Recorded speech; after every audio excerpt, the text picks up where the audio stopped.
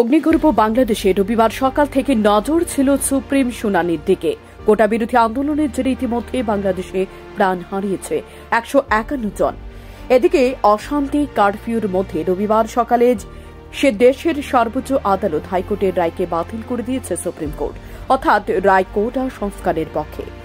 সংরক্ষণ পুরোপুরি তুলে না দিলেও সংশোধন ঘটানোর পক্ষে নির্দেশ দিল আদালত। বলা হয়েছে, এখন থেকে সরকারি চাকরিতে 93% নিয়োগ হবে মেধার ভিত্তিতে। বাকি 7%-এর মধ্যে 5% মুক্তিযোদ্ধা কোটা, 1% কোটা থাকবে পিছিয়ে পড়া গোষ্ঠীর জন্য, আর 1% প্রতিবন্ধী তৃতীয় লিঙ্গ কোটা হিসেবে থাকবে।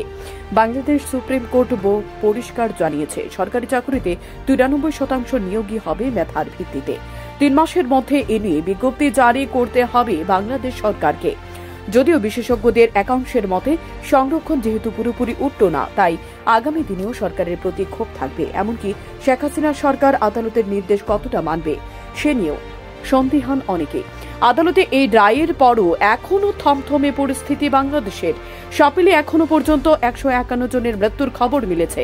দেশের ইন্টারনেট পরিষেবাও সম্পূর্ণ বন্ধ, এমনকি ফোনের নেটওয়ার্কও মিলছে না বলে খবর। বাংলাদেশে সংরক্ষণ বিরোধী যে আন্দোলন চলছে, যার আওতায় সরকারি চাকুরিতে মুক্তিযুদ্ধে পরিবারকে 30% সংরক্ষণ দেওয়া হয়, মহিলা এবং অনগ্রসর শ্রেণীর জন্য 10% করে সংরক্ষণ আনা হয়, জনজাতি সম্প্রদায়ের জন্য 5% এবং প্রতিবন্ধীদের জন্য 1% সংরক্ষণ চালু হয় সে দেশে, অর্থাৎ 56% পদই সংরক্ষিত।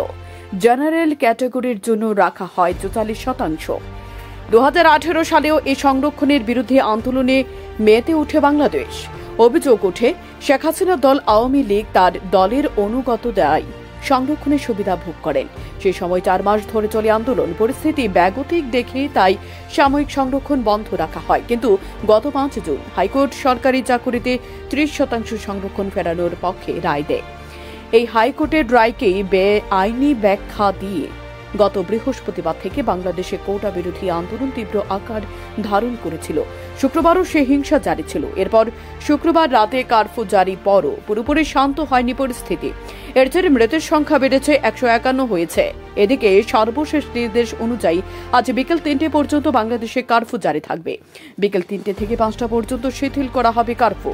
এরপর রবিবার বিকেল 5টা থেকে ফের কারফিউ হবে পরবর্তী নির্দেশিকা জারি করা পর্যন্ত।